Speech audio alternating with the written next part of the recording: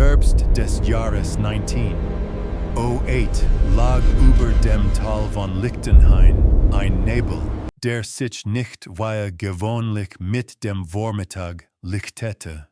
Bleib. Kroch zwischen den Häusern hindurch, sammelte sich in den Gassen, legte sich wie feuchte Watte über Dächer und Gedanken. Die Menschen sagten, es sei ein früher Winter, doch tief im Inneren wussten sie, dass der Nebel nicht vom Himmel kam, kam vom Nebelfels. Der Berg erhob sich nördlich der Stadt. Nicht besonders hoch, nicht steil genug, Ehrfurcht zu erzwingen. Und doch hatte schon seit Generationen einen Namen, den man nur selten laut aussprach. Früher war Weidegrund gewesen, dann Jagdrevier, später ein beliebtes Ziel für Holzarbeiter und Wanderer. Kinder hatten dort gespielt, Beeren gesammelt, sich verlaufen und wiedergefunden. Doch all das gehörte einer anderen Seite. Im Verwaltungsgebäude von Lichtenhain lag ein Buch, dessen Seiten längst vergilbt waren. Es war kein besonderes Dokument, lediglich ein Register, in dem Namen verzeichnet wurden. Namen von Menschen, die den Berg betreten wollten. Eine alte Vorschrift, einst eingeführt aus militärischer Vorsicht, später nur noch aus Gewohnheit geführt. Normalerweise war das Buch unspektakulär, saubere Handschrift, Datum des Aufstiegs, Datum der Rückkehr, doch zwischen dem 21. September und dem 2. November 1908 klafften Lücken. 7 Einträge ohne Rückkehrdatum. 7 Gruppen. 7 Wege hinauf. Kein einziger zurück. Merkwürdigerweise löste diese Tatsache zunächst keinen Aufruhr aus. Niemand stürmte das Rathaus. Keine Mutter schrien auf den Straßen. Es gab keine Suchplakate. Stattdessen breitete sich etwas wie Beunruhigenderes aus, Akzeptanz. Man sprach nicht darüber, in den Wirtshäusern verstummten Gespräche, sobald der Berg erwähnt wurde. Der Blick wanderte dann zu den Fenstern, hinter denen sich der Nebel wie eine lebendige Wand bewegte. Türen wurden früher verriegelt. Kerzen länger brennen gelassen. Kinder durften nach Sonnenuntergang nicht mehr hinaus, und immer, wenn der Wind aus dem Norden kam, senkten die Menschen unwillkürlich den Blick. Nicht aus Angst, sondern aus Erinnerung, denn tief in ihrem kollektiven Gedächtnis existierte ein unausgesprochener Gedanke. Der Nebelfels nahm nicht einfach Menschen, wurde gerufen. Die Ersten, deren Verschwinden nicht mehr ignoriert werden konnte, waren die Brüder Karl und Matthias Reuter. Sie waren keine Fremden, keine unvorsichtigen Städter.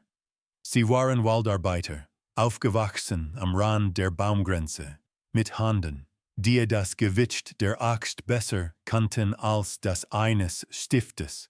Ihr Vater hatte sie früh gelehrt, dass der Berg Respekt verlangte, aber keine Furcht. Am Morgen des 23. September verließen sie ihr Haus noch vor Sonnenaufgang. Der Himmel war klar, die Luft kühl, aber ruhig. Sie hatten Proviant dabei, feste Stiefel, Werkzeug. Nichts deutete auf Gefahr hin. Der Revierforster Otto Heller notierte später, dass ihr Verhalten seltsam ruhig erschienen war. Keine Scherze, keine Ungeduld, nur ein kurzes Nicken, als hatten sie es eilig oder als wussten sie, dass Zeit keine Rolle mehr spielte. Als die Brüder nach 3 Tagen nicht zurückkehrten, stellte man eine kleine Suchgruppe zusammen. Mehr aus Pflichtgefühl als aus echter Hoffnung. Was man fand, widersprach jeder Logik. In einer Lichtung, knapp unterhalb des oberen Pfades, lagen eure Rucksäcke ordentlich nebeneinander. Werk sauge gesichert, Brot unangeruhrt. Daneben ihre Stiefel sauber ausgesogen, parallel ausgerichtet, die Spitzen bergauf gerichtet. Es war kein Ort der Hast, kein Zeichen von Panik. Und dann waren da die Fußspuren, Barfußabdrücke im feuchten Waldboden, ruhig, gleichmaßig. Schritt für Schritt fuhrten sie den Hang hinauf, bis sie auf nacktem Fels endeten. Dort verlor sich jede Spur. Otto Heller schrieb später in sein privates Notizbuch: Nicht vor die Behörden, nicht vor die Akten, kein Mensch zieht freiwillig seine Stiefel aus, barfuß in Richtung Gipfel zu gehen, es sei denn, glaubt, dass Schuhe dort oben fehl am Platz sind. Nach diesem Tag wurde der Nebelfels gemieden, nicht offiziell, nicht durch Verordnungen, sondern durch etwas Starkeres als Verbote, instinktives Wissen. Mit dem Verschwinden der Reuter, Brüder, veränderte sich Lichtenhain, leis, schleichend, aber unumkehrbar. Die Menschen begannen, ihre Routinen zu verschieben. Märkte schlossen früher, Fensterladen bleiben selbst am Tage halb geschlossen. Niemand sprach offen über den Berg, doch jeder dachte an Eichen. Besonders aufmerksam wurde Elise Brandner, die Wirtin der ältesten Herberge im Ort. Seit Jahrzehnten beherbergte sie Durchreisende, Holzfäller, Händler. Doch nun hörte sie Dinge, die sie beunruhigten. Die Gäste berichteten von Traumen. Immer wieder dieselben Bilder. Ein steinerner Kreis, 12 Dunkelsäulen. Ein Zentrum, das leer war und doch voller Präsenz. Das Beunruhigende war nicht der Inhalt der Traume, sondern die Art, wie davon erzählt wurde. Keine Panik, keine Albtraume, eher eine leise Sehnsucht, als hatten sie etwas wiedererkannt. Der Arzt sprach von Massenhysterie, der Pfarrer von Versuchung. Doch selbst sie begannen schlecht zu schlafen. Keiner der Betroffenen war je auf dem Gipfel gewesen, und dennoch kannten sie den Weg. Elise schrieb eines Nachts, als der Nebel so dicht war, dass selbst die Straßenlaternen verschwanden, wenn Menschen von einem Ort träumen, den sie nie gesehen haben, dann träumt vielleicht nicht der Mensch, sondern der Ort. Mit diesem Gedanken endete die letzte ruhige Phase von Lichtenhain, denn bald würde jemand kommen, der den Nebelfels nicht fürchtete, sondern verstehen wollte. Im späten November desselben Jahres traf ein Mann in Lichtenhain ein, der sich nicht vom Nebel beeindrucken ließ. Dr. Leonhard Weiss war kein Abenteurer, kein Sensationssucher. War Physiker, Dozent an einer technischen Hochschule, spezialisiert auf geomagnetische Phänomene. Sein Interesse galt Orten, an denen Messwerte nicht mit bekannten Modellen übereinstimmten. Der Nebelfels war ihm durch einen unscheinbaren Bericht aufgefallen, eine Randnotiz in einer regionalen Verwaltungskorrespondenz über anhaltende Orientierungsstörungen. Weiss bezog ein Zimmer bei Elise Brandner. Schon am ersten Abend stellte Fragen, präzise und ruhig. Hörte mehr zu, als sprach. Und je länger die Gespräche dauerten, desto deutlicher wurde ihm, dass Lichtenhain an etwas litt, das sich nicht messen ließ. Am nächsten Morgen begann mit seinen Untersuchungen. Stellte Kompasse auf, verteilte Markierungen, notierte Abweichungen. Bereits am Fuß des Berges zeigte die Nadel unregelmäßige Ausschläge, kein dramatisches Kreisen, sondern kleine, unruhige Zuckungen. Weiss runzelte die Stirn, korrigierte seine Geräte, überprüfte die Kalibrierung. Alles funktionierte einwandfrei. Der Berg wirkt wie ein gestorter Körper, schrieb er in sein Tagebuch, nicht krank, aber aus dem Gleichgewicht. Die Dorfbewohner beobachteten Eichen aus der Ferne. Niemand hielt Eichen auf, niemand warnte Eichen offen. Stattdessen begegnete man Eichem mit einer stillen Höflichkeit, die mehr Distanz als Ablehnung ausdrückte. Am dritten Tag stellte Weiss ein empfindliches Seismometer auf. Die Ausschläge waren minimal, aber konstant. Kein Erdbeben, kein tektonischer Prozess, eher ein Rhythmus. Nachts begann schlecht zu schlafen, nicht wegen Angst, sondern wegen eines Gefühls, beobachtet zu werden. Träumte von Steinen, die keine Schatten warfen, und von einem Ort, an dem Zeit nicht voranschritt. Am Morgen lachte darüber, doch notierte jedes Detail. Mit jedem Tag, den Dr. Weiss am Nebelfels verbrachte, wurden seine Aufzeichnungen präziser und zugleich widersprüchlicher. Die Messwerte ließen sich nicht reproduzieren. Ein Kompass zeigte morgens eine Abweichung, die am Nachmittag verschwunden war. Magnetnadeln reagierten auf nichts Sichtbares. Besonders auffällig war ein Phänomen, das Weiss zunächst ignorierte, seine eigene Wahrnehmung. Verlor das Zeitgefühl. Stunden vergingen, ohne dass es bemerkte. Geräusche wirkten gedämpft, als würde der Berg sie verschlucken.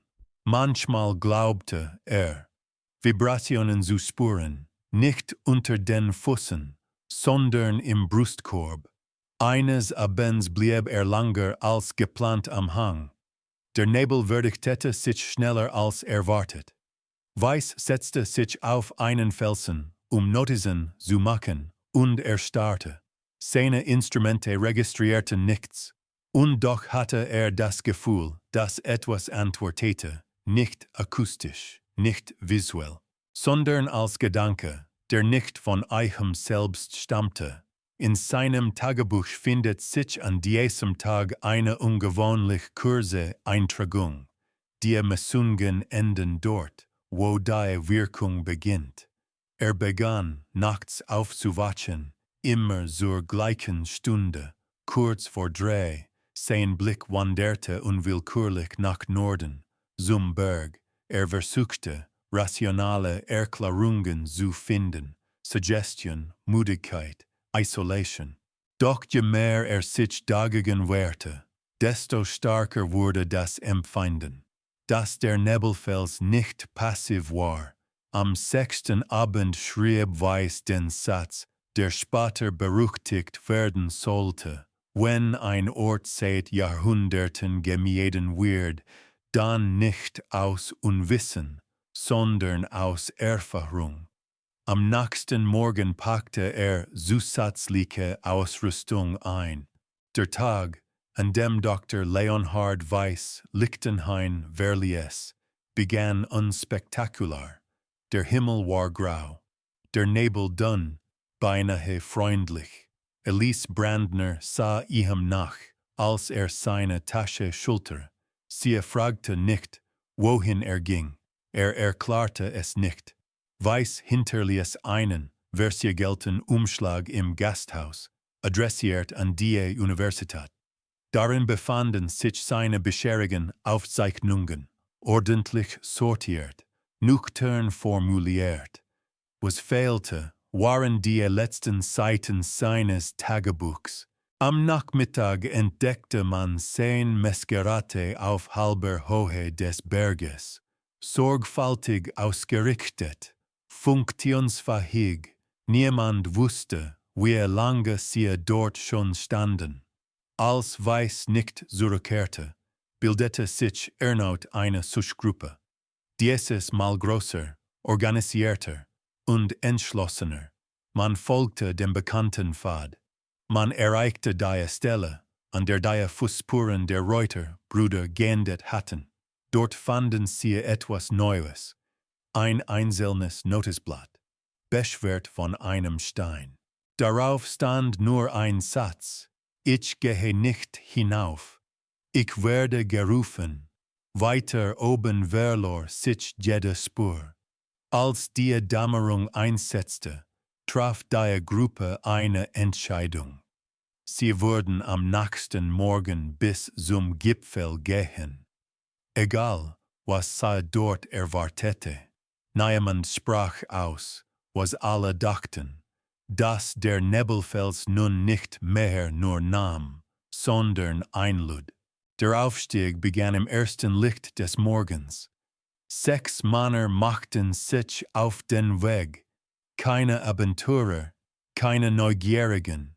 Es waren Forster, Gemeindearbeiter, 2 ehemalige Soldaten, Menschen, die gelernt hatten, Befehle zu befolgen und Zweifel für sich zu behalten. Sie trugen Seile, Laternen, einfache Werkzeuge. Niemand sprach viel. Jeder kannte den Pfad, zumindest bis zu jenem Punkt, an dem die Spuren der Reuter, Brüder geendet hatten. Ab dort veranderte sich der Berg. Nicht sichtbar, nicht sofort. Aber die Gerausche wurden weniger, der Wind verstummte. Selbst das Knacken der Äste unter den Stiefeln klang gedämpft. Als würde der Nebelfels jeden Laut verschlucken, bevor sich ausbreiten konnte. Je höher sie kamen, desto stärker wurde ein Gefühl, das keiner benennen wollte. Kein Schrecken, keine Panik, eher eine Warnung ohne Worte. Kurz vor dem Gipfel lichtete sich der Nebel abrupt. Was vor einen lag, widersprach allem, was sie erwartet hatten. Der Steinkreis war nicht überwuchert, nicht zerfallen. 12 massive Steinpfeiler standen in nahezu perfekter Kreisform.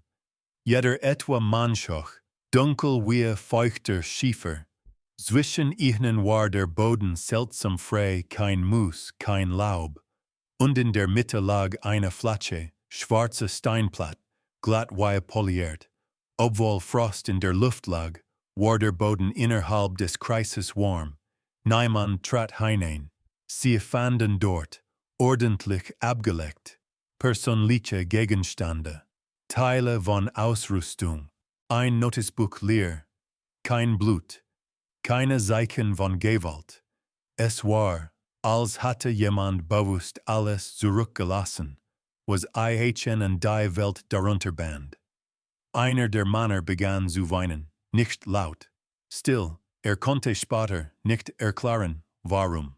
Der Forster Otto Heller schrieb später, es habe sich nicht angefühlt, als hatten sie einen Tatort betreten, sondern einen Ort des Abschlusses. Als sie den Gipfel verließen, war allen klar, dies war kein Ort, an dem Menschen verschwanden. Es war ein Ort, an dem sie ankamen. Die Sitzung fand hinter verschlossenen Türen statt. Vertreter der Gemeinde, der Kirche, der Forstverwaltung und ein Abgesandter aus der Kreisstadt saßen an einem langen Tisch. Niemand hatte Protokollführer bestellt. Was hier besprochen wurde, sollte nicht festgehalten werden. Der Bericht über den Steinkreis wurde nur einmal vorgelesen. Danach herrschte Schweigen. Die erste Frage war nicht, was geschehen war, sondern, was darf bekannt werden. Man diskutierte über Verantwortung, über Panik, über wirtschaftliche Folgen. Lichtenhain lebte vom Wald, vom Handel, von Durchreisenden. Ein gesperrter Berg war eine Sache, ein verfluchter Gipfel eine andere. Der Pfarrer sprach von Versuchung, der Arzt von kollektiver Projektion, der Verwaltungsbeamte von öffentlicher Ordnung. Am Ende fiel die Entscheidung einstimmig. Der Nebelfels wurde gesperrt, nicht aus Angst, sondern aus Vorsicht. Der alte Pfad sollte umgeleitet werden. Karten wurden angepasst, Berichte gekürzt. Die Verschwundenen galten offiziell als Opfer eines Unglücks, verursacht durch Wetter und Orientierungslosigkeit. Keine Erwarnung des Steinkreises, keine Erwarnung der Gegenstände auf dem Gipfel. Man war sich einig. Die Wahrheit würde mehr Schaden anrichten als jede Lüge. Noch in derselben Woche begannen Arbeiter damit, Warnschilder aufzustellen, nicht dramatisch, sachlich formuliert, betreten verboten, Gefahr durch Steinschlag. Doch während oben versucht wurde zu verschweigen, begann unten etwas anderes. Etwas, das sich nicht verbieten ließ. Zuerst waren es Einzelfälle. Ein Mann, der nachts schweißgebadet erwachte und nicht erklären konnte, warum seine Füße voller Schlamm waren. Eine Frau, die sich daran erinnerte, im Traum einen Weg gegangen zu sein, den sie nie zuvor gesehen hatte, und Eihan am nächsten Tag auf einer alten Karte weiterfand. Dann wurden es mehr, die Menschen begannen, von denselben Bildern zu träumen, immer weiter, ein Kreis aus Steinen, 12 Pfeiler, eine Mitte, die nicht leer war, sondern wartet. Das Beunruhigendste war die Einheitlichkeit. Alter, Herkunft, Bildung spielten keine Rolle. Die Traume unterschieden sich in Details, aber nie im Kern. Und immer gab es ein Gefühl, Ruhe, Gewissheit, Ankommen. Bald folgten die ersten Fälle von Schlafwandeln. Man fand Menschen am Morgen außerhalb ihrer Häuser, barfuß, mit Blick nach Norden. Sie erinnerten sich an nichts. Manche lachten darüber, andere schämten sich. Doch tief in ihren Augen lag etwas Neues, eine stille Entschlossenheit. Der Arzt verzeichnete steigende Zahlen. Der Pfarrer predigte häufiger. Die Behörden beschwichtigten. Doch Elise Brandner schrieb in ihr Heft, sie traumen nicht vom Berg. Der Berg traumt von Ihnen. Als die Nächte länger wurden und der Nebel weiter dichter, begann Lichtenhain zu begreifen, dass die Entscheidung der Behörden zu spät gekommen war. Der Steinkreis war entdeckt worden. Und was entdeckt wird, kann nicht mehr vergessen werden. Der 31. Oktober begann ruhig, so ruhig, wie manche Spatter sagen würden. Der Nebel lag dicht über Lichtenhain, doch wirkte nicht bedrohlich. War weich, beinahe tröstend. Die Kirchenglocke schlug wie immer, die Kinder gingen früh zu Bett. Niemand ahnte, dass dies die letzte Nacht sein würde, in der die Stadt vollständig war. Kurz nach Mitternacht geschah es. Zuerst stand ein Mann auf. War Backer, Mitte 50, nie krank gewesen. Zog sich an, ohne Licht zu machen, öffnete die Tür und trat hinaus in den Nebel. Wenige Minuten später folgte eine junge Frau aus der Untergasse, dann ein Kind, dann zwei alte Männer aus unterschiedlichen Häusern, die sich nie gekannt hatten. Sie alle gingen in dieselbe Richtung, barfuß, die ersten, die es bemerkten, glaubten an Zufall. Schlafwandeln war nichts Ungewöhnliches. Doch als die Zahl der Gehenden wuchs, verwandelte sich Verwunderung in Panik. Türen wurden aufgerissen, Namen gerufen, Hände nach hinten gepackt.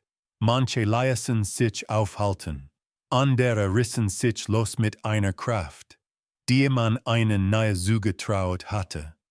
Ihre Gesichter waren ruhig, nicht leer, nicht verzerrt, fokussiert. Der Weg, den sie nahmen, war keiner der offiziellen Pfade. War alt, kaum sichtbar, und doch kannten ihn ihre Füße. Sie bewegten sich im gleichen Tempo, hielten Abstand, ohne sich abzusprechen. Die Wachposten an der Sperre versuchten einzugreifen. Sie stellten sich den Gehenden in den Weg, schreien, griffen nach Schultern. Doch wer berührt wurde, blieb stehen, nur dann einen anderen Weg zu finden. Niemand schlug sich, niemand wehrte sich. Sie gingen weiter. Als sie den Hang erreichten, begann der Nebel sich zu bewegen. Nicht durch Wind, sondern wie von innen heraus. Auf dem Gipfel erschien ein schwaches, kaltes Leuchten, kein Feuer, kein Blitz, eher eine Präsenz, die sichtbar wurde. Später wurde man sehen. 43 Menschen verließen in dieser Nacht Lichtenhain. Keiner kehrte zurück. Der Morgen danach war still, so still. Lichtenhain erwachte mit Lücken. Häuser, in denen niemand mehr antwortete. Betten, die unberührt blieben. Tische, an denen nur noch ein Platz gedeckt war. Die Angehörigen suchten, riefen, liefen zum Berg und wurden aufgehalten. Die Behörden handelten schnell. Noch am selben Tag trafen Beamte aus der Kreisstadt ein. Akten wurden angelegt, Aussagen gesammelt, Begriffe wie kollektiver Wahn und psychogen Massenreaktion tauchten in Berichten auf. Der Berg wurde endgültig zum Sperrgebiet erklärt. Militärische Unterstützung wurde erwogen, dann verworfen. Man entschied sich für eine andere Strategie, Normalität. Die Verschwundenen galten offiziell als Opfer eines tragischen Unglücks. Man sprach von Verwirrung, von Kälte, von Abstürzen. Es gab keine Leichen, aber es gab Erklärungen und Entschädigungen. Viele nahmen das Geld, nicht aus Gier, sondern aus Erschöpfung. Der Pfarrer hielt eine Predigt über Loslassen. Der Arzt schrieb Empfehlungen gegen Schlaflosigkeit. Elise Brandner schloss ihr Gasthaus für einige Wochen. Als sie zurückkehrte, war ihr Heft verschwunden. Niemand sprach mehr über den Steinkreis. Doch nachts hörte man manchmal Schritte, nicht draußen, im Inneren der Häuser. Und manche schworen, dass der Nebel jetzt anders roch, warmer, vertrauter.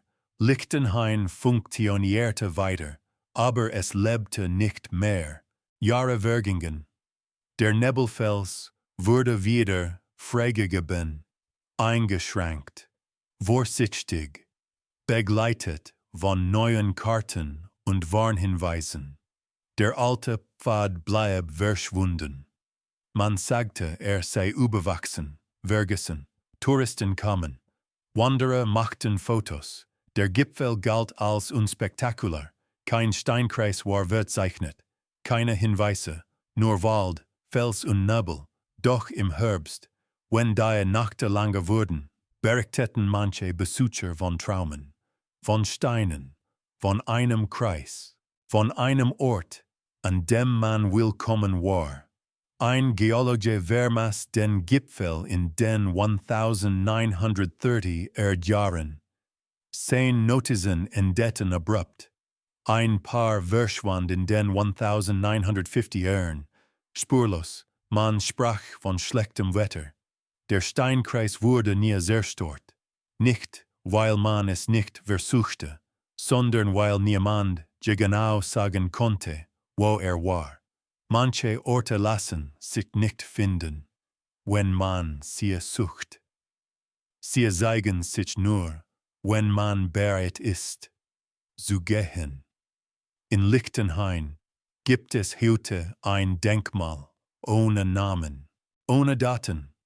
Nur ein Satz ist eingraviert, manche Wege enden nicht, sie warten.